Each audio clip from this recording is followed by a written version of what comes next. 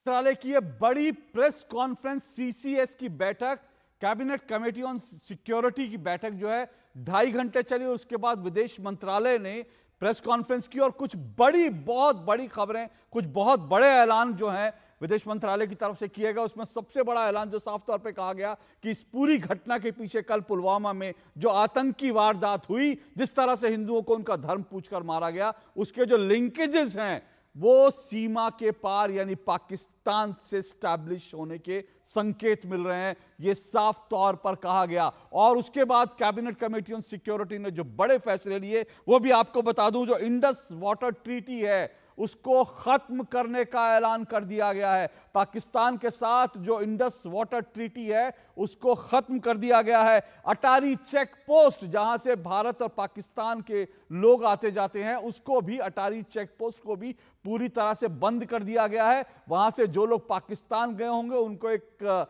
सीमित उनको एक समय दिया गया है, उस समय सीमा तक वापस लौटेंगे। और इसी तरह से पाकिस्तान के जो भी निवासी, पाकिस्तान के जो भी नेशनल जो यहां पर सार्क वीजा के तहत जो हैं वो भारत में हैं, वो उनके वीजा जो है उनको भारत से जाना होगा। और भारत के भी जो नागरिक हैं उनको भी इस तरह के 48 घंटे में वो भारत छोड़ेंगे। पाकिस्तान के जो नागरिक सार्क वीजा के तहत जो है भारत आए हुए हैं, ऐसे सभी पाकिस्तान के नागरिक 48 घंटे के अंदर उनको कहा है कि वो भारत को छोड़ दें। और पाकिस्तान से पाकिस्तान हाई कमीशन है, वहां जो पूरा का पूरा जो स्ट्रेंथ है वो 55 है दोनों देशों में, जिस इस वक्त जो है उसको घटाकर 30 कर दिया गया है। और साथ साथ डिफेंस और जो बाकी जो कूटनीतिक रिश्ते हैं उनको लेकर भी जो है डिफेंस के और जो है वायुसेना, इन सब के जो अटैच अधिकारी रहते हैं जो है हाई कमीशन में, उनको भी वापस बुलाया जा रहा है। भारत भी वापस बुला रहा है, पाकिस्तान के जो है उनको भी वापस जाने के लिए कह दिया गया। और उनका जो सपोर्ट स्टाफ है वो भी जो है सपोर्ट स्टाफ भी वापस जाएगा। तो इस वक्त की ये बहुत बहुत बड़ी खबर है। और साथ साथ ये भी कहा गया है कि ये जो है ये दरअसल सीसीएस से अभी जो ऐलान किया गया, ये कूटनीतिक तौर पर जो है पाकिस्तान को एक मैसेजिंग, और पाकिस्तान ने जो कुछ किया उसको लेकर पाकिस्तान से रिश्ते जो हैं उसको रीडिफाइन करने की बात की गई। लेकिन साथ साथ जो है भारतीय सेनाओं को हाई अलर्ट पर जो है ये भी कहा गया कि वो हाई अलर्ट पे रहेंगी। इसके क्या मायने है ये अपने आप में समझने की जरूरत है, क्योंकि जाहिर सी बात है कि ये जो तमाम फैसले थे ये विदेश मंत्रालय के तहत जो है सीसीएस की कमेटी ने जो आज जो फैसले लिए वो विदेश मंत्रालय के जो प्रीव्यू में पढ़ते हैं वो है। लेकिन इसके अलावा डिफेंस के क्षेत्र में, रक्षा के क्षेत्र में क्या कुछ कदम उठाए जाएंगे इसके बारे में कोई सार्वजनिक ऐलान नहीं किए जाते हैं, ये तय मानिए। लेकिन ये कहा गया है कि भाई वो हाई अलर्ट पर रहेंगे। तो इस वक्त की जो बहुत बहुत बड़ी खबर, जो ब्रेकिंग न्यूज है इस वक्त की, पहलगाम हमले के बाद भारत का बड़ा फैसला, सिंधु जल समझौता स्थगित कर दिया गया है। जी हां, सिंधु जल समझौता स्थगित कर दिया गया है। सेनाओं को अलर्ट पर रहने का आदेश, इस वक्त की बड़ी खबर, सेनाओं को अलर्ट पर रहने का आदेश दे दिया गया है। पहलगाम हमले के बाद भारत का यह बहुत बड़ा फैसला, पहलगाम में जो आतंकी हमला हुआ था उसके बाद सिंधु जल समझौता स्थगित कर दिया गया है। तुरंत से जो है यह समझौता जो स्थगित करने का ऐलान कर दिया गया है। दूसरी तरफ सेनाओं को अलर्ट रहने का आदेश दिया है। इसके जो है अपने आप में बहुत बड़े मायने हैं। इस खबर को समझिए, ये बार बार चर्चा चल रही थी, 2.5 घंटे तक सीसीएस की मीटिंग चली है प्रधानमंत्री नरेंद्र मोदी के नेतृत्व में। और खबर यह भी आई कि सीसीएस की बैठक खत्म होने के बाद भी जो गृह मंत्री हैं अमित शाह, वो प्रधानमंत्री नरेंद्र मोदी अकेले थे प्रधानमंत्री निवास पर। सेनाओं को अलर्ट रहने का आदेश दिया गया है। तो ये इस वक्त का पाकिस्तान के साथ 1960 का सिंधु जल समझौता था, वो स्थगित कर दिया गया है। सेनाओं को सतर्क रहने का निर्देश दिया गया है। पाकिस्तान के साथ जो डिप्लोमेटिक रिलेशन है उनका जो लेवल है वो बिल्कुल कम कर दिया गया है, 55 की जगह 30 कर दिया गया है। सेनाओं को अलर्ट रहने के लिए कहा गया है। और जैसा मैं आपको लगातार बता रहा हूं, अटारी चेक पोस्ट जो है उसको भी बंद करने का फैसला लिया है सीसीएस की बैठक में। तो सीसीएस की बैठक में छोटी सी ये विदेश मंत्रालय की प्रेस कॉन्फ्रेंस थी और इसमें पहले ही कह दिया गया था कि जो सीसीएस की बैठक में निर्णय लिए गए उनके बारे में जानकारी दी जाएगी, कोई प्रश्न नहीं लिया जाएगा। तो इस मामले की गंभीरता को आप समझ सकते हैं कि कितनी गंभीरता से, और कल से लगातार चर्चा चल रही थी कि सरकार जो है वो इसमें कुछ ना कुछ बड़े ऐलान भी करेगी, बड़ा एक्शन भी होगा। अभी ऐलान हुए हैं, उन एक्शंस को लेकर अभी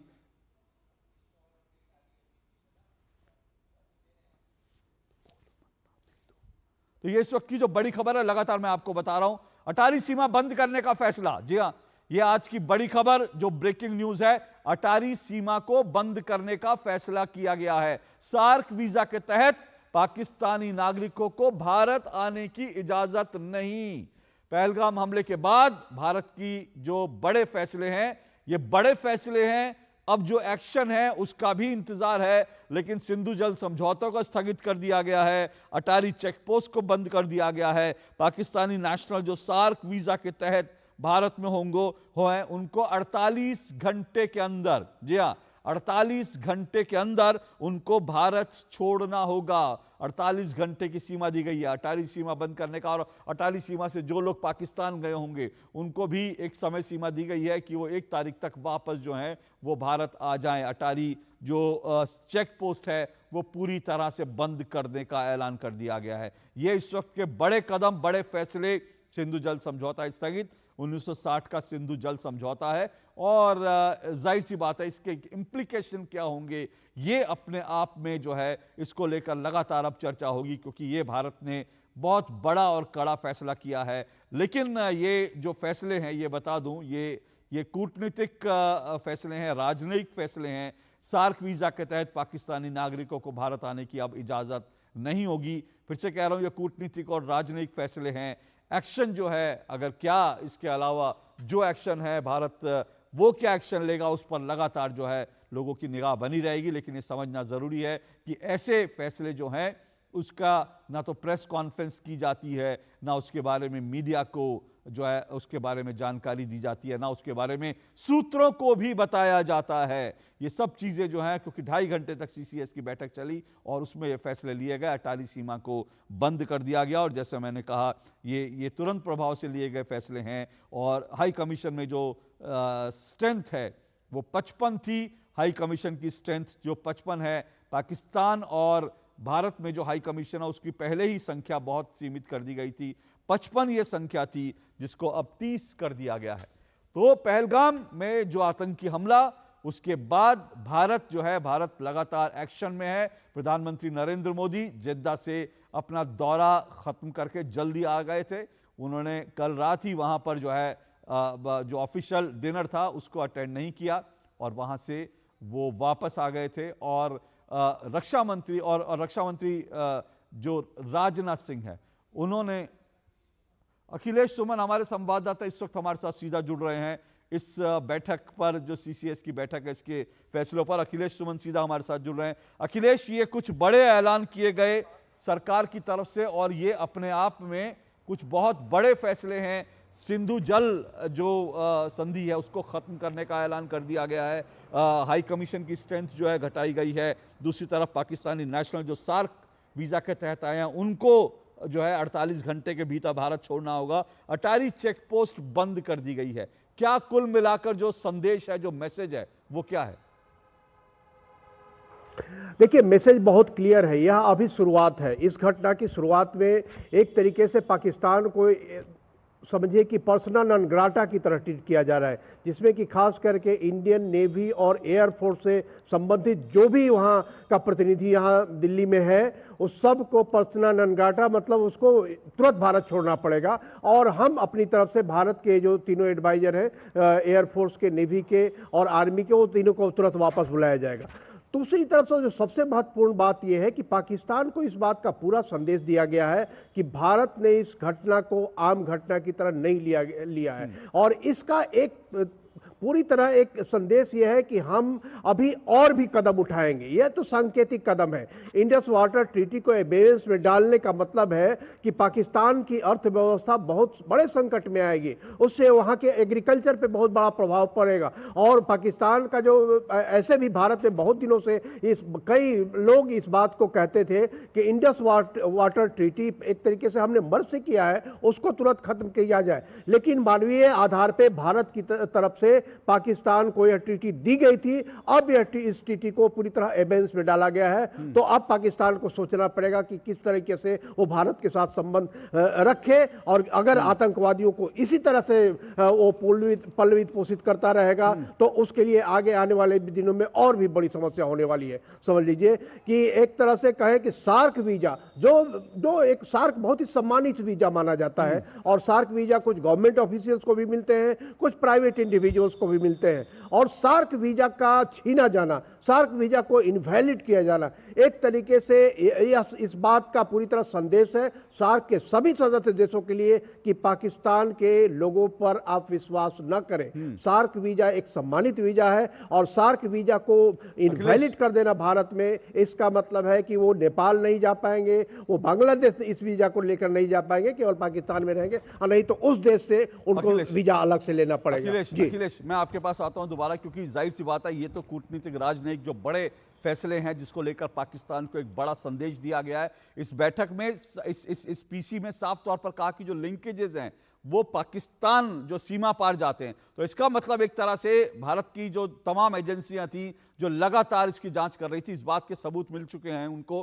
कि भाई ये पूरा हमला जो है पाकिस्तान प्रायोजित था, इसके लिंकेजेस मिले। मैं आऊंगा इस पर, क्योंकि सेनाओं को अलर्ट रहने के लिए कहा गया, ये बहुत बड़ा अपने आप में ऐलान है। मैं आपके पास लौट रहा हूं, लेकिन उससे पहले एक बार फिर सुनते हैं इस पीसी में, इस प्रेस कॉन्फ्रेंस में क्या कुछ कहा गया। एक बार फिर से सुनिए, बहुत अहम कुछ बड़े और कुछ कड़े फैसले जो हैं जिनका ऐलान किया गया। एक बार फिर से सुनिए, हम लौट रहे हैं इसी खबर पर। Recognizing the seriousness of this terrorist attack, the CCS decided upon the following measures. 1. The Indus Waters Treaty of 1960 will be held in abeyance with immediate effect until Pakistan credibly and irrevocably abjures its support for cross-border terrorism. 2. The integrated checkpost Atari will be closed with immediate effect. Those who have crossed over with valid endorsements may return through that route before 1 May 2025. 3. Pakistani nationals will not be permitted to travel to India under the SAARC visa exemption scheme visas. Any SVES visas issued in the past to Pakistani nationals are deemed cancelled. Any Pakistani national currently in India under SVES visa has 48 hours to leave India. 4. The defense, military, naval and air advisors in the Pakistani High Commission in New Delhi are declared persona non grata. They have a week to leave India. India will be withdrawing its own defense, navy and air advisors from the Indian High Commission in Islamabad. These posts in the respective High Commissions are deemed annulled. 5 support staff of the service advisors will also be withdrawn from both High Commissions. 5. The overall strength of the High Commissions will be brought down to 30 from the present 55 through further reductions to be effected by 1st May 2025. तो ये कुछ बड़े ऐलान एक बार हम फिर से आपको सुनवा रहे थे। तो पुलवामा आतंकी हमले, माफ कीजिएगा, जो पहलगाम में आतंकी हमला हुआ था, उसके बाद भारत सरकार लगातार एक्शन में है, और भारत ने कुछ बहुत बड़े और कड़े निर्णय लेकर पाकिस्तान को एक स्पष्ट संदेश तो दे दिया है। इसके क्या मायने हैं, लेकिन ये संदेश जो है, ये जाहिर सी बात है, इसके साथ साथ एक संदेश जो भारतीय सेनाओं को दिया गया है कि सेना को अलर्ट रहने के लिए कहा गया है। इस सब के क्या मायने हैं, इस सब पर दो टूक में चर्चा करेंगे। मेरे साथ आज जो है 5 मेहमान जुड़ रहे हैं, मैं परिचय करवा देता हूं। मेरे साथ बहुत खास मेहमान जुड़े हैं। जनरल केजीएस ढिल्लों, जो कि पूर्व डीजी डिफेंस इंटेलिजेंस है, वो मेरे साथ जुड़े हुए हैं।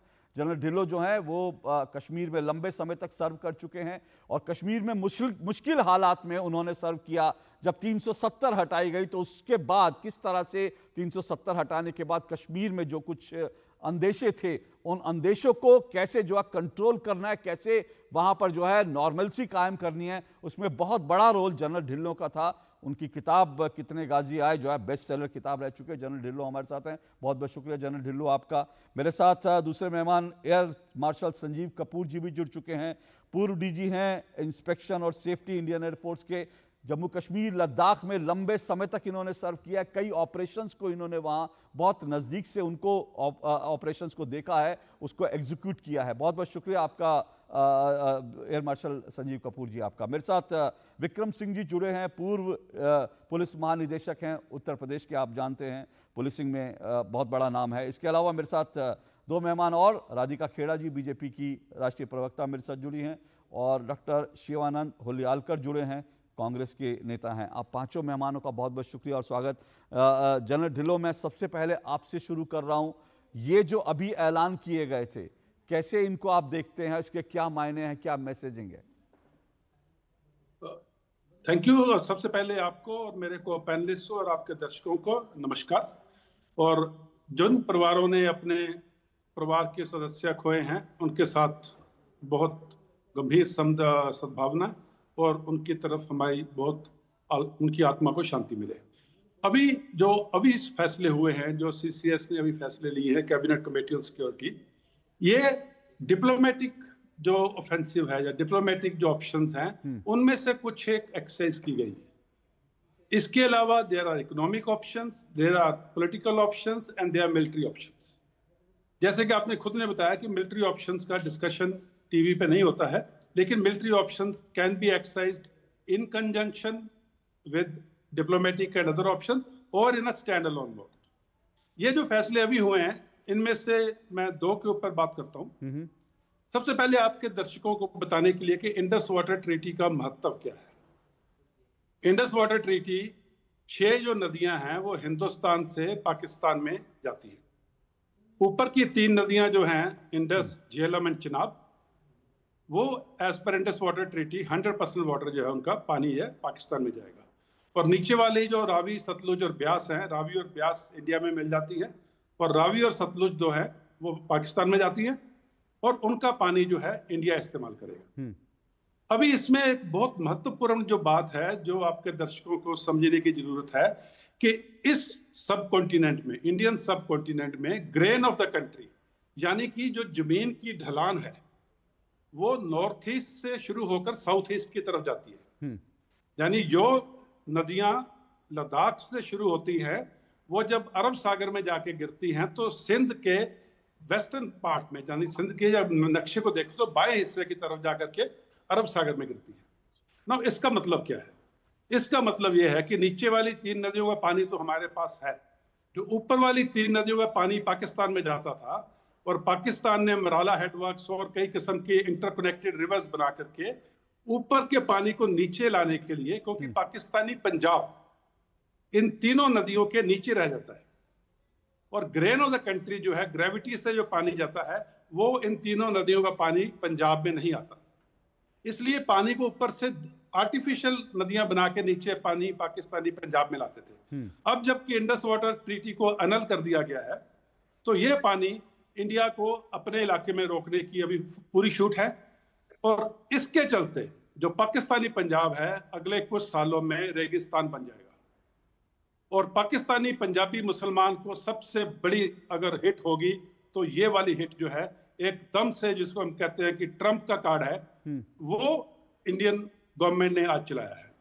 लेकिन इससे पहले कि हम उनका पानी बंद कर सके, हमें अपने विद इन ओन लैंड हमें कैपेसिटी बिल्डिंग करनी पड़ेगी कि ये जो पानी हम बंद कर रहे हैं उसको हम चैनलाइज करके अपने Himachal, Jammu area, Punjab, Haryana, Delhi and western UP और नीचे राजस्थान, उस तरह उन स्टेट्स में हम इस पानी को कैसे ट्रांसपोर्ट करेंगे, उसके लिए हमको कैपेसिटी बिल्डिंग करनी पड़ेगी, हमको रिवर नेटवर्क बनाना पड़ेगा। लेकिन जब ये रिवर नेटवर्क तैयार हो जाएगा और इंडस वाटर ट्रीटी खत्म हो जाएगी तो पाकिस्तानी पंजाब अगले चंद सालों में रेगिस्तान बन जाएगा। ये एक बहुत बड़ा फैसला है, ये एक बहुत अहम फैसला है और इस इलाके की टोपोग्राफी और ज्योग्राफी को ध्यान में रखते हुए ये बहुत ज्यादा पाकिस्तान को ढिल्लो, एक मिनट आपको रोक रहा हूं मैं, आपने पहली बात दूसरी बात पे आऊंगा, आपको रोक रहा हूं, लेकिन इस वक्त एक और बड़ी खबर आई है। खबर यह है कि सरकार के सूत्रों के हवालों से जो बड़ी खबर आ रही है वो ये कि सरकार जो है सर्वदलीय सभी पार्टियों के साथ, रक्षा मंत्री राजनाथ सिंह और गृह मंत्री अमित शाह सभी दलों से बात कर रहे हैं और कल पहलगाम आतंकी हमले के बाद सर्वदलीय बैठक हो सकती है। पहलगाम हमले के बाद कल सर्वदलीय बैठक हो सकती है, बैठक होगी, इस बारे में ये जो है सरकार के सूत्रों से जानकारी मिली है। एक और बड़ी खबर, तो सरकार ने जो कदम उठाए हैं और जो कुछ करने जा रही है उसमें सभी पार्टियां एक पेज पर रहे, सभी पार्टियों का विश्वास सरकार को मिला रहे, इसके लिए सरकार जो है वो सर्वदलीय बैठक का आयोजन कल कर रही है। ये इस वक्त की बड़ी एक और खबर आ रही है, लगातार बड़ी खबरें जो है हमारे सामने आ रही हैं। सुधाकर दास हमारे संवाददाता हमारे साथ जुड़ रहे हैं और ये इस खबर के ऊपर, सुधाकर क्या इस वक्त जो है जो इस खबर का सार निकाले जो सूत्रों से मिल रही है कि कल सर्वदलीय बैठक होगी और रक्षा मंत्री राजनाथ सिंह और गृह मंत्री अमित शाह वो खुद इस वक्त सभी दलों से बातचीत कर रहे हैं इस बैठक के बारे में। सुधाकर जी अशोक, सूत्रों के हवाले से यह खबर आई है, पीएम मोदी के निर्देश पर यह ऑल पार्टी मीटिंग बुलाई जा रही है और पूरा देश एकजुट रहे इस मुद्दे पर सरकार किस तरह से कार्रवाई कर रही है, तो वो एक तरह से एक ट्रांसपेरेंसी रहे और खास तौर से एक राजनीतिक एकजुटता दिखाई दे इस नाजुक मसले पर, उसको लेकर ये ऑल पार्टी मीटिंग कल बुलाई जा रही है। तमाम दलों के प्रतिनिधियों को जो पूरी स्थिति है पहलगाम में आतंकी जो हमला हुआ है उसको लेकर, क्या कुछ आतंकी हमले के बाद सुरक्षा के लिए क्या कदम उठाए गए हैं, अभी जो विदेश मंत्रालय की तरफ से जो अनाउंसमेंट हुआ वो कदम जो उठाए गए हैं उसको लेकर, और साथ ही साथ सरकार की जो मंशा है आने वाले समय में इस घटनाक्रम के रिस्पॉन्स को लेकर कदम जो हो सकते हैं उस बाबत ये ऑल पार्टी मीटिंग होगी। अभी फिलहाल अगर अभी इस वक्त हम जब बात कर रहे हैं तो गृह मंत्री अमित शाह और रक्षा मंत्री राजनाथ सिंह, उनको ये जिम्मा दिया गया है कि वो सभी राजनीतिक दलों से बात करें, उनके नेताओं को इस बैठक के लिए आमंत्रित करें और एक पूरा कह सकते हैं कि एक पूरा प्रेजेंटेशन पूरी स्थिति को लेकर, स्थिति के बाद जो सरकार का रिस्पॉन्स है, जो कदम उठाए जा रहे हैं उसको लेकर, तो एक भरोसा देश के राजनीतिक दलों के बीच, और जब एक आतंक का मुद्दा है तो देश में एक स्वर से आवाज जाए, सभी राजनीतिक दलों की तरफ से एक स्वर से आवाज जाए, उस मकसद के साथ और एक पूरी पारदर्शिता सरकार जो एक्शन ले रही है उसमें रहे, उसको लेकर ये बैठक बुलाई जा रही है। अशोक जी बहुत बहुत शुक्रिया सुधाकर दास। जाहिर सी बात है सरकार सबको कॉन्फिडेंस में रखना चाहती है, लेकिन इसके और भी मायने हैं। इसका मतलब है सरकार अपनी तरफ से कुछ और बड़े कड़े कदम भविष्य में भी उठाएगी, इसके संकेत हैं ये, ताकि सरकार जो कदम उठाएगी उस पर जो है राजनीतिक रूप से सब लोगों के बीच जो है, सब में जो है एकता रहे, उसको लेकर के जो है ये एक मैसेजिंग है। जनरल ढिल्लो, जल्दी से आपका कमेंट और आपका दूसरी बात, फिर मैं बाकी मेहमानों के पास भी आ रही हूं, क्योंकि इस वक्त लगातार बड़ी खबरें आ रही हैं और बड़े डेवलपमेंट हो रहे हैं जो दिखा रहे हैं कि सरकार एक्शन में है और सरकार जो है इस बार पाकिस्तान को बड़ा और कड़ा मैसेज देना चाहती है। मैसेज तो हो गया, लेकिन अभी और बहुत कुछ होना बाकी है। जैसा आप कह रहे थे, मैं दो फैसलों पर बोलूंगा। दूसरा जी जनरल ढिल्लो, इससे पहले कि मैं दूसरे फैसले बात करूं, ये जो मैं हमेशा बोलता हूं कि जब when nations go to war it is a whole of nation approach. Military सिर्फ बॉर्डर पे लड़ती है, बाकी पूरा देश उस वॉर एफर्ट के पीछे होता है। When I say whole of nation approach, that includes the political parties. उसमें पॉलिटिकल पार्टी शामिल हैं, उसमें diplomatic, economic, political and military operations शामिल हैं। तो जब इतना बड़ा आतंकी हमला हुआ है और सरकार ने कुछ मन बनाया है कुछ करने के लिए पाकिस्तान के खिलाफ, तो उसमें बहुत जरूरी है कि तमाम स्टेक होल्डर्स जिसमें शामिल हैं पॉलिटिकल पार्टीज को ऑन बोर्ड लिया जाए, अपने साथ राय मिलाई जाए और फिर एकजुट होकर एक आवाज में पाकिस्तान के खिलाफ जो भी कार्रवाई सरकार सोचती है, चाहे वो मिलिट्री है, इकोनॉमिक है, पॉलिटिकल है, डिप्लोमेटिक है, जहां और जिनकी बात टीवी के ऊपर नहीं की जा सकती, वो ऑप्शंस हैं। तो इसलिए ये बहुत जरूरी है और बहुत अच्छा कदम है। दूसरी चीज जो मैं बताना चाहता था कि जो डिप्लोमेटिक डिफेंस अटैचेज और military attaches, naval air force attaches को जैसे पर्सन नॉन ग्रेटा घोषित किया गया है और जो एम्बेसी के स्टाफ को कम किया गया। In diplomatic arena in the world affairs this will be considered as the biggest slap on the face of Pakistan. किसी भी दो कंट्री के जब डिप्लोमेटिक रिलेशंस खराब होते हैं तो जब डिफेंस अटैचीज को वापस बुलाया जाता है, जहां पर्सन नॉन ग्रेटा घोषित किया जाता है, जहां एम्बेसी स्टाफ को कम किया जाता है, इसका मतलब ये होता है कि अभी हम इस देश के साथ किसी किस्म का नाता नहीं रखेंगे। जैसे हमारे गांव में होता है ना, रोटी बेटी का नाता तोड़ दो जी, और उस बंदे को गांव से निकाल दिया जाए जो उससे कोई बात नहीं करेगा। ये एक इंटरनेशनल कम्युनिटी में वो वाली मिसाल है कि पाकिस्तान के साथ रोटी बेटी का रिश्ता नहीं रखा जाएगा और इसके साथ हम किसी किस्म का कोई भी जो रिलेशनशिप है वो कायम नहीं रखेंगे। So these were the 2 points, but most important was Indus Water Treaty, and if this is implemented properly, Pakistani Punjab Rajasthan के साथ मिलेगा। ओके, मैं आता हूं आपके पास। इस वक्त हमारे साथ हमारे संवाददाता अश्विनी मिश्रा भी श्रीनगर से जुड़ चुके हैं। अश्विनी, मैं आपके पास आऊंगा, अगर आपको जल्दी से अगर वहां के स्थानीय लोगों का कुछ रिएक्शन मिल सके, सरकार ने जो स्टेप उठाए हैं उसको लेकर कश्मीर में क्या रिएक्शन है वो मैं लूंगा, आपके पास आऊंगा। लेकिन उससे पहले मैं एयर मार्शल संजीव कपूर जी के पास जा रहा हूं। संजीव कपूर जी, एयर मार्शल संजीव कपूर, क्या आप इन तमाम फैसलों को किस तरह से देखते हैं? इसका मैसेजिंग क्या है? दो चीज़ों पर विस्तार से जो है जनरल ढिल्लों ने बात की, लेकिन अटारी चेक पोस्ट बंद करना, इसके अलावा जो है पाकिस्तान जो नेशनल हैं उनका सार्क वीज़ा ख़त्म करना, ये सब भी इसका क्या इम्पैक्ट पड़ेगा? क्योंकि फैसले तो ले लिए गए, इनका इम्पैक्ट क्या होगा?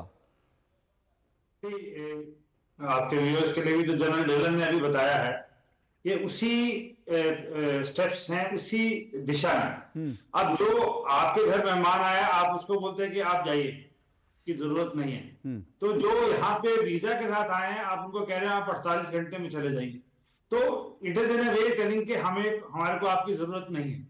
And Attari is a place जहां से सारा कुछ by road between India and Pakistan northern sector में ट्रेड, ट्रक्स, जो आवाजाही है वो सब यहीं से होती है, तो वो भी बंद कर दिया है। तो it means it is an indication that this is a very serious step which the Indian government has taken to cut off all the diplomatic जितनी हमारी चैनल्स हैं। तो हमारे जितने फौजी हैं उनको वापस बुला लिया वहां से, एम्बेसी स्टाफ कम कर दिया है, और उसके अलावा जो भी प्रतिबंध लगा सकते हैं और जो सार्क वीजा है उसको भी जो खत्म किया है, ये सारे इंडिकेटिव हैं कि we mean business and we are giving you 48 hours to go back. उसके बाद हमारी कोई गारंटी नहीं है कि आपके लोग हमारे यहाँ फंसे रह गए या कुछ भी है।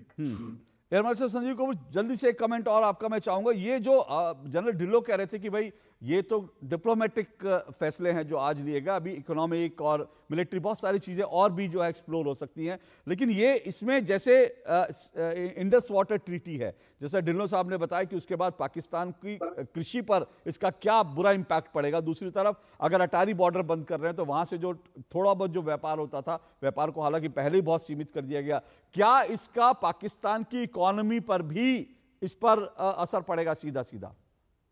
ऑब्वियसली पड़ेगा, क्योंकि ह्यूमैनिटेरियन ग्राउंड पे भारत अभी भी एज ए बिग ब्रदर बहुत सारी चीजें पाकिस्तान को दे रहा था समझौतों के तहत। उसमें दवाइयां थी, उसमें कुछ जो चीजें हैं, मिनरल्स हैं, या कुछ जो चीजें उनको जरूरतमंद जो चीजें हैं, जैसे कई चीजें वहां उगती नहीं है या बहुत महंगी हैं, तो एज ए म्यूचुअल ग्रांट हमारी चीजें वहां जाती हैं बहुत ज्यादा।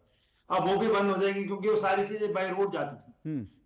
इसका जो अभी मैं थोड़े चंद घंटे पहले उस सेमिनार में था जहां श्री राजनाथ सिंह जी थे, मास्टर ऑफ द एयरफोर्स का एक सेमिनार चल रहा था एयरफोर्स ऑडिटोरियम में, और रक्षा मंत्री ने भाषण में ये बिल्कुल क्लियर किया है, 2-3 घंटे पहले की बात है, कि भारत ना कि जिन्होंने ये अटैक किया उसके ऊपर असर करेगा, बल्कि जो उस पर्दे के पीछे बैठे हुए हैं वहां तक भी हम पहुंचेंगे। तो अगर रक्षा मंत्री ने ये स्टेटमेंट दी है अभी आज शाम को, तो इसका मतलब है कि the government is serious to take some steps. अब वो क्या रहेंगे, जैसे जनरल ढिल्लन ने बोला इकोनॉमिक रहेंगे, डिप्लोमेटिक तो आपको बता ही दिया उन्होंने, फॉरेन सेक्रेटरी ने, मिलिट्री रहेंगे, वो आएंगे, वो अनफोल्ड होंगे इन कमिंग डेज, अनफोल्ड होंगे। मैं राधिका जी आपके पास आऊं, उससे पहले एक बार मैं सीधा श्रीनगर जा रहा हूं, कश्मीर 2 मिनट में आपके पास आऊंगा। हमारे संवाददाता अश्विनी मिश्र श्रीनगर लाल चौक पर इस वक्त मौजूद हैं। अश्विनी, जो रिएक्शन है कश्मीर से, वहां के स्थानीय लोगों से, वो क्या है ये जब जो आज दिन भर का डेवलपमेंट रहा उसको देखते हुए? निश्चित तौर से अशोक, ये अप्रत्याशित नहीं कहा जाएगा लेकिन अभूतपूर्व जरूर कहा जाएगा। लाल चौक जहां पर लोग लाइव भी करने में गुरेज खाते थे 2014 के पहले, वहां पर आज प्रेस कॉन्फ्रेंस किए गए हैं, वहां पर सभी राजनीतिक दलों के नेता पहुंचे हैं। उससे बड़ी बात, हर तबका, हर नौजवान, महिलाएं और बुजुर्ग, यहाँ तक कि दिव्यांग या फिर ऐसे लोग जो आतंकवाद के शिकार रहे, जो दिव्यांग हो गए, ऐसे भी लोग अपने हाथ में स्लोगन्स लिए हुए कि ये जो नृशंस हत्या हुई है, जिस तरीके से इनोसेंट किलिंग हुई है, उसकी मजम्मत करते देखे गए, काले झंडे लहराते देखे गए। और वो लाल चौक का वही इलाका जहां पर कहीं ना कहीं जब हुर्रियत के बंद हुआ करते थे तो वो इलाका बंद हुआ करता था, लेकिन आज ये ऐसा बंद था जो केवल लाल चौक श्रीनगर ही नहीं, पूरे घाटी में देखा गया, पूरे कश्मीर में देखा गया और स्वतः स्फूर्त था। भले ही कुछ संगठनों ने इसका किया था लेकिन स्वतः स्फूर्त था। सभी स्कूल बंद थे, सभी संस्थान बंद थे, सभी किसी तरीके का आवागमन जो है प्राइवेट वाहनों से भी मुश्किल हो रहा था। और उससे बड़ी बात यह कि ये बदलते हुए मिजाज की पहचान है कि उसी लाल चौक पर लोग दहशतगर्द कह रहे हैं। यहाँ पर लोग मिलिटेंट कहना, अशोक आप जानते हैं, पसंद करते थे। टेररिस्ट कहने में उनको गुरेज हुआ करता था, लेकिन दहशतगर्द बंद हो, दहशतगर्दों को सजा दो, इनोसेंट किलिंग नहीं होगी, न्याय दो, ये स्लोगन से गूंज रहा था पूरा का पूरा लाल चौक और ये पूरा इलाका। शाम को जो है एलजी ने यहाँ पर मीटिंग ली है, चीफ सेक्रेटरी, डीजीपी, सभी जो है एसएसपीज, वो उनके साथ उन्होंने बातचीत की है। उन्होंने स्पष्ट तरीके से कहा है कि जो भी इस तरीके के आतंकवादी हमलों को अंजाम देने वाले आंतरिक तत्व हैं, उनकी पहचान करके सुनिश्चित करके उनको कटघरे में लाया जाए। ये खबर ये भी आ रही सूत्रों के हिसाब से कि 1500 के आसपास लोगों को गिरफ्तार किया गया है, मतलब डिटेन किया गया, उनसे पूछताछ की जा रही है। पूरे इलाके को कार्डन करके लगातार कॉम्बिंग ऑपरेशन चल ही रहे हैं। कल उमर अब्दुल्ला ने सर्वदलीय बैठक बुलाई जिससे कि जो यहाँ पर निर्णय लिए गए हैं, जो यहाँ की वस्तुस्थिति है, उससे भी वो सभी राजनीतिक दलों को अवगत करा सके। और जैसा कि भारत ने जो आज निर्णय लिया है, जो आपने अभी इससे पहले मेहमानों से पूछा, निश्चित तौर से सिंधु यहीं से निकल कर जाती, सिंधु, झेलम, चिनाब, रावी, सतलज, ये हमारे जिस तरीके से पूर्वी नदियां का उपयोग हम करते थे, पूर्वी ऊपर की नदियों का उपयोग ये पाकिस्तान करता है। 1960 में ये हुआ। 1960 में तत्कालीन प्रधानमंत्री नेहरू जी के मौजूदगी में, विश्व बैंक की अध्यक्षता में और पाकिस्तान के साथ समझौता हुआ। उस करार को कई युद्ध भी नहीं समाप्त कर पाए। वो राजनीतिक इच्छा शक्तियां अलग अलग मौकों पर, जबकि युद्ध जैसी स्थितियां भी बनी जिसमें पाकिस्तान को पराजय भी कई बार झेलनी पड़ी, लेकिन उस स्थिति में आज हमारे संबंध पाकिस्तान से बड़े हैं। और उस निर्णायक मोड़ पर निर्णय लिए गए हैं कि तब जबकि सिंधु समझौते को अगर कहीं भारत ने उसको होल्ड किया है, तो जैसा कि बता रहे थे, जाहिर सी बात है कंगाली के दौर पर स्थिति ये पाकिस्तान जो है कहीं बंजर भी हो जाए। भारत जो है, भारत ने बहुत जो है, ये जाहिर सी बात है, जो पाकिस्तान ने किया उसके बाद भारत ने बड़ी मजबूरी में एक तरह से, क्योंकि भारत नहीं चाहता था कि इस तरह से जल संधियों पर भारत जो है इस तरह का स्टेप उठाए। राधिका जी, जो कदम उठाए गए हैं, मैं देश की भावनाएं ये हैं कि ये डिप्लोमेटिक कदम है, कूटनीतिक कदम है। मैंने बार बार ढिल्लो साहब से भी कहा, जनरल साहब से भी कहा और एयर मार्शल साहब से भी कहा कि भाई हम लोग स्पेकुलेशन नहीं करते, लेकिन शायद देश इससे और ज्यादा, इससे और बड़े और कड़े फैसलों की सरकार से उम्मीद कर रहा है। सभी को नमस्कार। पहलगाम की घाटी में 27 निर्दोष भारतीयों की लाशें गिरी और अब भारत का सब्र भी गिर चुका है। शुरुआत हो चुकी है। सबसे पहले तो मैं श्रद्धांजलि उन लोगों को अर्पित करना चाहती हूं जिन्होंने अपने जान खोई और अब कभी वापस नहीं आएंगे, और मेरी संवेदनाएं उन हर परिवार के साथ जिन्होंने ये पीड़ा सही है। लेकिन अब सिर्फ शोक नहीं होगा, अब न्याय का युद्ध की ललकार हो चुकी है, शुरू हो चुका है। जो पहलगाम में हमला हुआ उसका जवाब रावलपिंडी तक गूंजेगा, जिसकी शुरुआत अभी प्रेस कॉन्फ्रेंस से हमने देख ली है। आज मोदी सरकार ने साफ कर दिया है कि नारे नहीं, निर्णय चलेंगे, चाहे इंडस जल निधि, चाहे इंडस जल संधि की स्थगित करना हो। यानी अब जो पानी बहेगा, जो दशकों से पाकिस्तान की जमीन को सींच रहा था, अब पाकिस्तान प्यासा रहना सीख ले, आदत डाल ले। दूसरा, अटारी बॉर्डर सील कर दिया गया है। अब ना झूठा व्यापार होगा, ना शांति का दिखावा होगा। दुश्मन के लिए दरवाजे बंद कर दिए गए हैं। चाहे ट्रेड के बहाने जो ट्रेडर लाने की कोशिश करते थे, उस सबका खेल खत्म कर दिया गया है। जो मुल्क आतंकी भेजता है उसके लिए हमारे दरवाजे बिल्कुल ही बंद कर दिए गए हैं, कैटेगोरिकली ये आज साफ हो गया है। तीसरा, सार्क का वीजा रद्द कर दिया गया है। जो पाकिस्तानी भारत में हैं उन्हें 48 घंटे का अल्टीमेटम दे दिया गया है। अब भारत अतिथि देवो भव नहीं करेगा, भारत अपनी आत्मरक्षा की नीति पर चलेगा, ये भी क्लियर कर दिया गया है। पाकिस्तान के जो मिलिट्री पर्सनल नो ग्रेटा कर दिए गए हैं, यानी जो वो यहाँ पे लोग थे उनको 7 दिन में बाहर निकलना है। ये कूटनीति सिर्फ नहीं है, ये सुरक्षा की सर्जरी मोदी सरकार ने कर दी है। 5वां, भारत अपनी सैन्य अधिकारी वापस बुला रहे हैं। कोई आशा नहीं रह गई है, अब सिर्फ अलगाव होगा, क्योंकि अब संवाद की जगह नहीं, अब संदेश का समय है और वो हम दे रहे हैं। हाई कमीशन का स्टाफ जो कम कर दिया गया है, पाकिस्तान सालों से नफरत उगल रहा है, हम उसे बार बार मौका दे रहे थे, लेकिन अब कोई फॉर्मेलिटी नहीं निभाई जाएगी। मोदी सरकार ने स्पष्ट कर दिया है, अब ये जो झूठी दोस्ती का वो ढोंग रचाती है पाकिस्तान और दिखावे की मीठी बातें करती है, अब कुछ नहीं होगा, अब सख्त कार्रवाई की जाएगी। और विदेश मंत्रालय की इस पीसी से साफ हो चुका है कि पाकिस्तानी का जो आतंकी नेटवर्क है उसको ढूंढा जाएगा और मिटा दिया जाएगा। दोषी दुनिया किसी के कोने में होगा, उसे ढूंढकर सजा दी जाएगी। और सिर्फ निंदा नहीं है, ये राष्ट्रीय प्रतिज्ञा है, भारत आतंक से वार्तालाप नहीं करेगा। अब भारत की चुप्पी का अर्थ ये नहीं है हमेशा से, वो सोचते हैं कि भारत चुप रहता है, कुछ नहीं कहता है, तो वो डरता है और कोई स्टैंड नहीं लेगा। पाकिस्तान आपके माध्यम से ये सुन ले, भारत ने ठान लिया है, दुश्मन को मिटा दिया जाएगा। जो लोग हमारे देश में इस तरीके की टेररिज्म लगातार फैला रहे हैं, निर्दोषों की हत्या कर रहे हैं, और ये पहला स्टेप है अशोक जी। अभी तो देखिए कल मीटिंग होगी, क्योंकि कोई भी जो कदम उठाया जाता है पहली बात तो उसको ओपनली मीडिया के माध्यम से नहीं बताया जाता, ना कि इस तरीके से एकदम से दिखा दिया जाएगा। हमने पहले भी एयर स्ट्राइक्स करके आतंक को खत्म किया था, ढेर किया था, लेकिन एक बात इस सब में देश के लिए जो बहुत पीड़ादायक है, आपने ये भी देखा होगा, जो कांग्रेस पार्टी का स्टैंड है, इस समय पूरा देश एकजुट है, लेकिन जो इंडिया अलायंस है, सुप्रिया शिनेट इसको महज एक सुप्रिया सुले जो शरद पवार की बेटी है, सांसद है, वो एक महज इसको एक फायरिंग इंसिडेंट बताती है। राहुल गांधी के जीजा जी, कांग्रेस के दामाद किस तरीके के चीजें बता रहे हैं, इस पे सवाल उठा रहे हैं, सेना पे भी सवाल उठा रहे हैं, कह रहे हैं माइनॉरिटीज परेशान है इसलिए ये अटैक हो रहा है। और आज आपने मल्लिकार्जुन खड़गे जी की प्रेस वार्ता सुनी होगी, तो उनसे एक पत्रकार ने बहुत सिंपल सा सवाल किया अशोक जी, उनसे पूछा कि वहां पे गोलियां धर्म पूछ के चलाई गई और इसमें पाकिस्तान के हाथ पे आपकी क्या राय है। लेकिन मल्लिकार्जुन खड़गे ने एक बार भी पाकिस्तान की निंदा नहीं करी, एक शब्द नहीं बोला। कहते हैं कि हाँ हम देखेंगे, अगर गवर्नमेंट हमसे बात करेगी तो उसके बाद डिस्कस करेंगे, एक शब्द नहीं बोला गया। वोट बैंक की राजनीति और पाकिस्तान के साथ जो उनकी साठगांठ है, इसीलिए कांग्रेस पार्टी। राधिका जी, मैं इस विषय पर जरूर आऊंगा, डॉक्टर शिवानंद जी से भी इस पर जरूर बात करूंगा, क्योंकि ये खास करके रॉबर्ट वाड्रा का जो बयान है उससे तो मुझे लगता है हर भारतीय आहत है।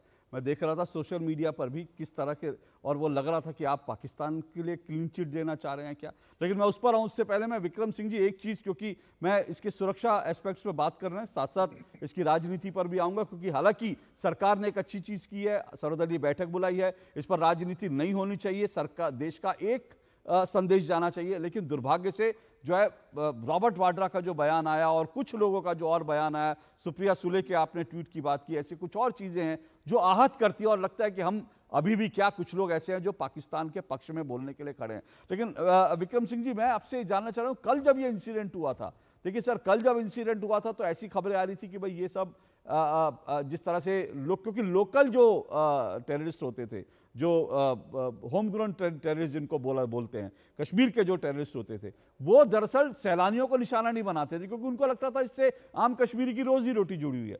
कल ये आ रहा था कि भाई इसमें जरूर जो है विदेशी टेररिस्ट ही होंगे, कुछ लोग कह रहे थे ये, कुछ लोग कुछ कह रहे थे। आज जब खबर आई है इसमें कश्मीर के भी आतंकवादी शामिल हैं, वहां के जो है लोग भी शामिल हैं। दूसरी तरफ ये भी है कि सामने आए कि इतना बड़ा टेररिस्ट अटैक जो है वो स्लीपर सेल उनके जरूर होंगे, कुछ उनके ओवरग्राउंड वर्कर्स भी जरूर होंगे। तो इसका मतलब यह है कि आपको दो तरफा कार्रवाई करनी पड़ेगी अगर आप कश्मीर को, भारत को सुरक्षित रखना चाहते हैं। आपको पाकिस्तान से तो निपटना ही होगा, लेकिन भारत के अंदर भी जो लोग बैठे हैं उनके ऊपर भी आपको कड़ा एक्शन लेना पड़ेगा। बहुत ही महत्वपूर्ण प्रश्न आपने उठाया है अशोक जी। सभी विद्वान पैनलिस्ट और आपको नमस्कार। मैं आपके सामने एक घटनाक्रम प्रस्तुत कर रहा हूं। ये बताया जाता है कि कुछ सैन्य अधिकारी, इंटेलिजेंस अधिकारी अपने परिवार के साथ एलटीसी पे भ्रमण के लिए गए थे। एक पर्टिकुलर होटल में रहे थे, एक ट्रैवल एजेंसी से टिकट बनवाए थे, और ये संभावना है कि किसी ने मुखबिरी करके चरमपंथियों को सूचना दी कि बहुत हाई प्रोफाइल टूरिस्ट आए हैं, यह शिकार का मौका अच्छा है, इसके ऊपर पुलिस को जांच करनी चाहिए। रही बात स्लीपर सेल्स की, हर शाख पे ABCD बैठा है, अंजाम गुलिस्तां क्या होगा, यह पुलिस की जिम्मेदारी है। लेकिन मैं फिर एक बात कहूंगा, जनरल ढिल्लों साहब और AVM संजीव कपूर साहब सहमत होंगे, ये लेफ्ट विंग एक्सट्रीमिज्म के लिए भी ये कहा जाता था कि हम उसको पार नहीं पा सकते हैं, वो दुर्गम क्षेत्र है, दांतेवाड़ा छत्तीसगढ़। कालांतर में आपने देखा एक एकीकृत और एकजुट राष्ट्र ने, रेजोल्यूट नेशन ने मुंहतोड़ जवाब दिया। लेफ्ट विंग एक्सट्रीमिज्म आज अंतिम सांसें ले रहा है। यही चीज, यही स्ट्रैटेजी और वही चीज जैसे जनरल ढिल्लों साहब ने कहा कि ये सुख मैं सीमा पार आपके लोकप्रिय चैनल को देखने वालों को नहीं दूंगा कि हमारी टेक्नोलॉजी क्या है। हमारे पास फ्यूचरिस्टिक टेक्नोलॉजी है जो वर्ल्ड्स बेस्ट टेक्नोलॉजी है, और किसी की भी दांत खट्टे करने के लिए हम समर्थ हैं और रहेंगे। मैं आपको ले चलता हूं 7 अक्टूबर 2023 जब इजराइल पे हमला हुआ था, उसकी टेक्नोलॉजी तो सबसे अच्छी थी, लेकिन बावजूद इसके उसके ऊपर आक्रमण हुआ, भयावह स्थितियां उत्पन्न हुई। लेकिन जिस देश ने रोका था, राधिका जी मैं आपसे भी अनुरोध करूंगा ये चीज शासन तक पहुंचाएं। जो प्रेसिडेंट नेतन्याहू ने कहा था कि हमास का हर सदस्य अपने को मरा हुआ समझे, वो दुनिया के किसी भी कोने में होगा, हम ढूंढ करके बीन के लाके उसका निस्तारण करेंगे। दूसरी चीज आपने प्रतिबंध लगाया, बहुत अच्छी बात है। आपने रॉबर्ट वाड्रा साहब की बात की, मैं राजनीतिक व्यक्ति नहीं हूं, लेकिन जो भी पाकिस्तान समर्थक है भारत में, उसको सोचना पड़ेगा कि उसका स्थान कहां पर है। अगर पाकिस्तान परस्त है, आतंकवाद की कोई मजहब नहीं होता। मैं कहता हूं जो ये कहते हैं उनका कोई मजहब नहीं होता है। आपका तुष्टीकरण कहां तक जाएगा? राधिका जी से मेरा अनुरोध है, क्रिकेट मैच बंद होने चाहिए पाकिस्तान भारत में। जिसके दामन पे भारतीयों का खून सना हो, उससे मैच खेलना जो है बेईमानी होता है। दूसरी चीज, ये फिल्म स्टार और ये मेहदी हसन और ये आबिदा परवीन, इनके कॉन्सर्ट्स बंद होने चाहिए। और हॉलीवुड और बॉलीवुड के हमारे यहाँ जो तारे आते हैं पाकिस्तान के, ये भी प्रतिबंधित होना चाहिए। और तथाकथित अमन की आशा, ये कोई अमन की आशा नहीं है। जब आप यहां तक कह रहे हैं, हमारे विद्वान राजनीतिक प्रवक्ता बैठे हैं कि पहले हम दिल में जगह लाएंगे, दिल में जगह हम लाएंगे, तब हम कश्मीरी पंडितों को लाएंगे। दिल में जगह पिछले 100 साल 200 साल में तो थी नहीं, आज नहीं है, मेरे जीवन काल में आएगी नहीं। तो दिल में अशोक जी जगह बनानी पड़ती है। अब देश जगह बनाएगा। वीर आपके सेनानी जनरल ढिल्लन साहब बैठे हैं, संजीव कपूर साहब बैठे हैं, ये बताएंगे दिल में जगह बनाई कैसे जाती है। होशियार को इशारा काफी, इस तरीके से नहीं चलता है। बिना दंड के राज्याधिकार भारत अब कुर्बानी मांग रहा है। राधिका जी के जो पूर्ण वक्तव्य थे, उससे हम लोगों को बहुत बहुत बहुत उसमें आशा बनी है। मैं उम्मीद करता हूं डॉक्टर साहब भी अपने इस तरीके की बातों को आगे बढ़ाएंगे और पूरा राष्ट्र एकजुट होना चाहिए। किसी को इसमें मतभेद का कोई सवाल ही नहीं। और इंडस वाटर ट्रीटी में तो ये हो जाएगा, पाकिस्तान में जो पेयजल संकट होगा, तो फिर भी आप देखेंगे ढपली बजा, अभी लोगों को परिणाम मालूम नहीं।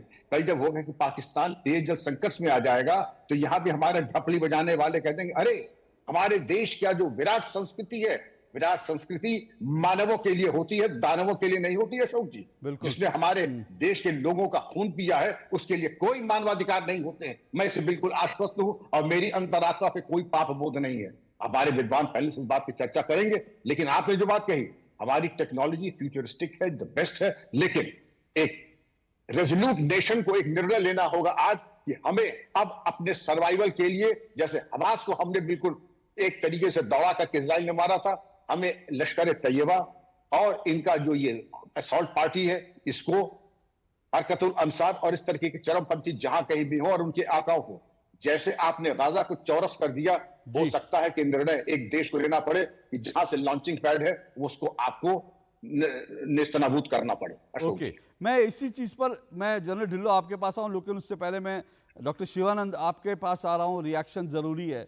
अभी राधिका जी ने कुछ बात उठाई और हम जब आज सुबह हमने सोचा था कि आज जब दो टूक करेंगे तो उसमें कोई राजनीतिक विषय नहीं उठाएंगे, देश से जुड़ी बात करेंगे, लेकिन तब तक जो है हमारे सामने रॉबर्ट वाड्रा का शाम होते होते रॉबर्ट वाड्रा का बयान आ गया। रॉबर्ट वाड्रा क्या कह रहे हैं? कह रहे हैं कि भारत के मुसलमान खुद को कमजोर महसूस कर रहे हैं।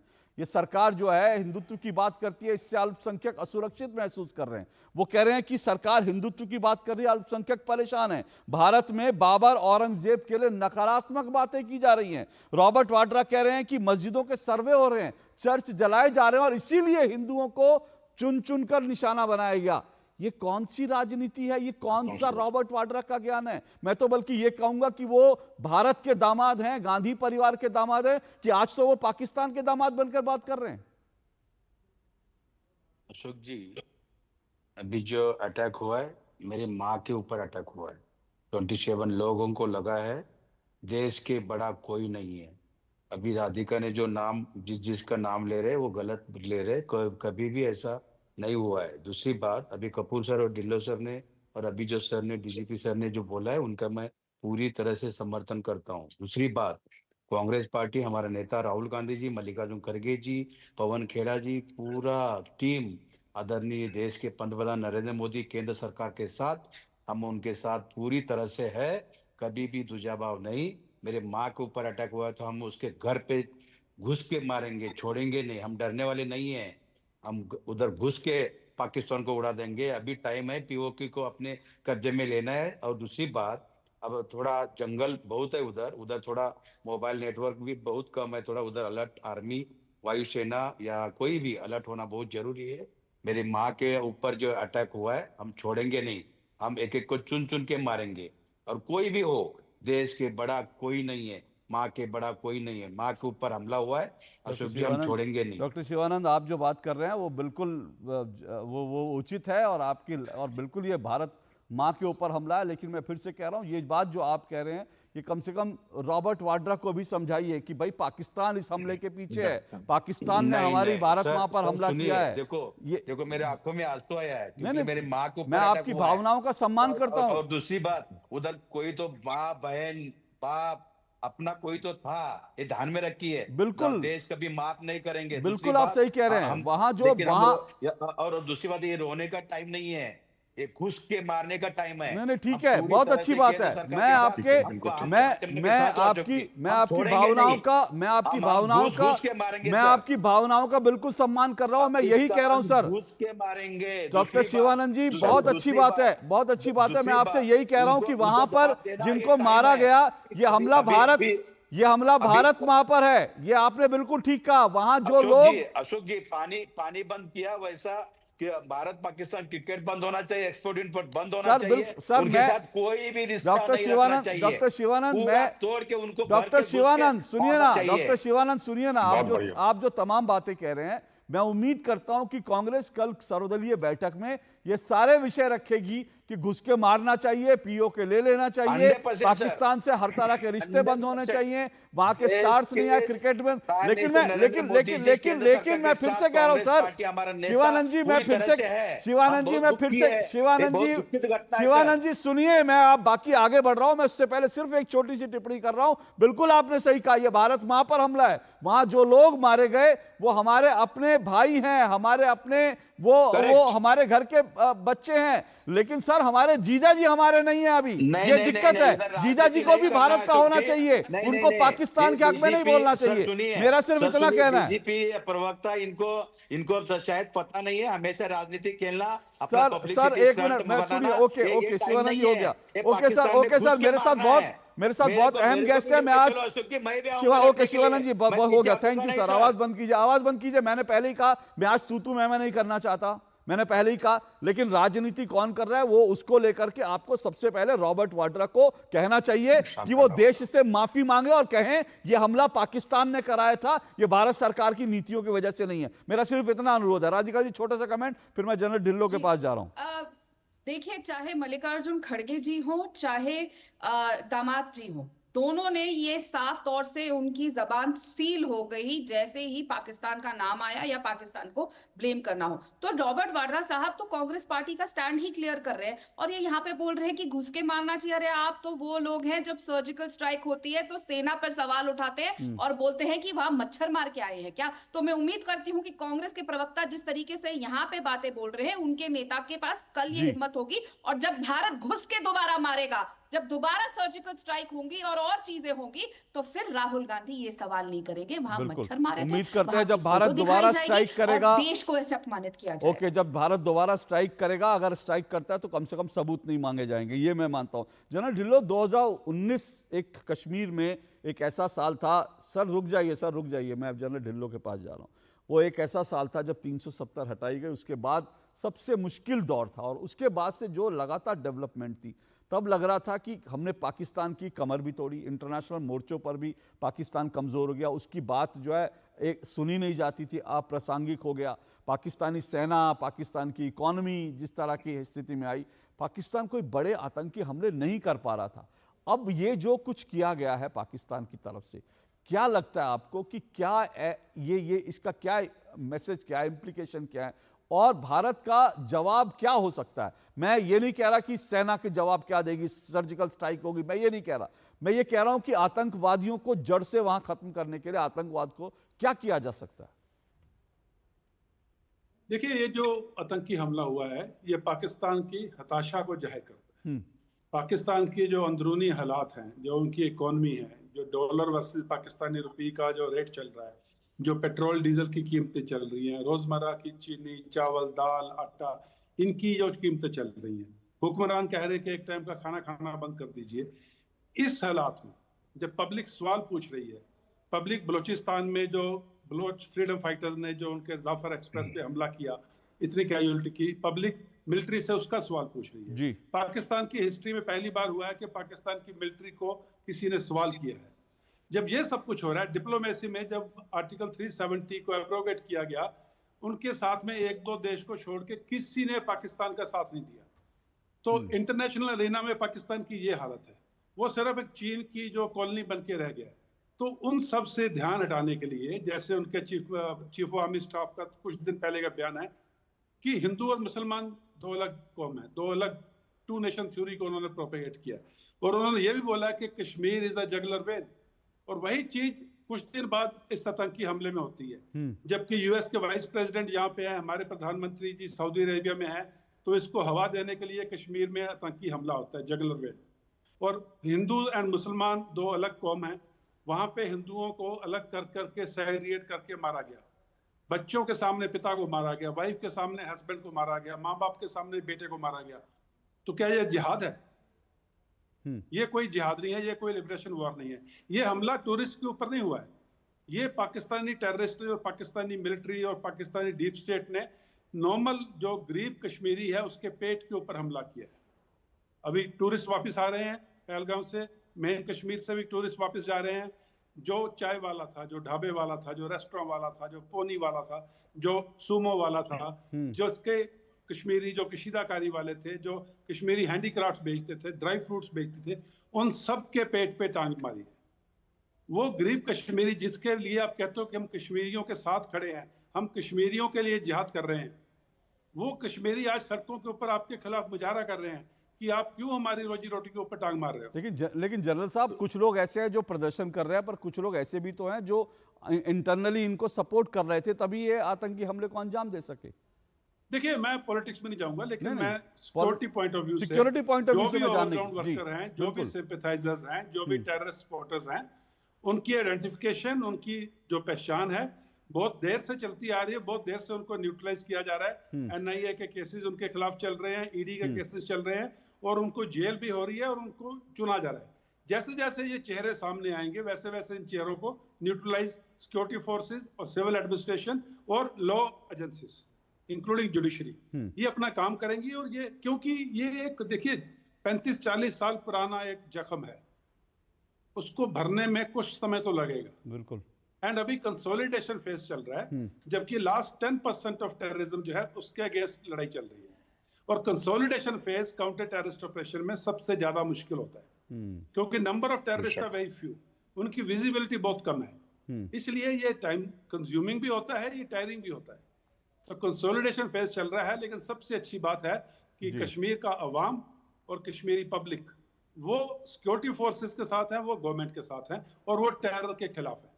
ये पहली बार मैंने देखा है अपनी जानकारी में कि नॉर्मल कश्मीरी खड़ा होकर कहता है कि मैं पाकिस्तान के खिलाफ बोलूंगा, और बोल रहा है। This is a very welcome step. जी बिल्कुल, ये एक अच्छी चीज़ है। लेकिन शिवानंद जी रुकिएगा प्लीज, क्योंकि मेरे पास समय कम है। मैं जनरली अंत में एयर मार्शल संजीव कपूर का एक रिएक्शन चाहता हूं। सर, मैं जाहिर सी बात है सरकार को अभी और बहुत ऑप्शन है सरकार के पास, सरकार एक्सप्लोर भी करेगी। पाकिस्तान को इस बार जो है कड़ा जवाब देना है डिप्लोमेटिक फैसलों के बाद। सवाल ये नहीं है कि हम करेंगे क्या, सवाल ये है कि हमारी कैपेबिलिटीज क्या हैं। 2019 में जब बालाकोट हुआ उसके बाद से हमारे पास बहुत ज्यादा क्षमता बढ़ गई है। मैं वायुसेना की बात करता हूं तो हमारे पास जो वेपन्स आए हैं जो भारत में ही निर्मित हैं और कुछ इंपोर्टेड हैं। एंड सबसे अच्छी चीज है हमारे पास हमारी फ्लीट में रफेल जुड़ गए। तो वो जो सक्षम जहाज है वो जब बालाकोट का वाकया हुआ था 2019 में तो हमारे पास वो जहाज नहीं थे।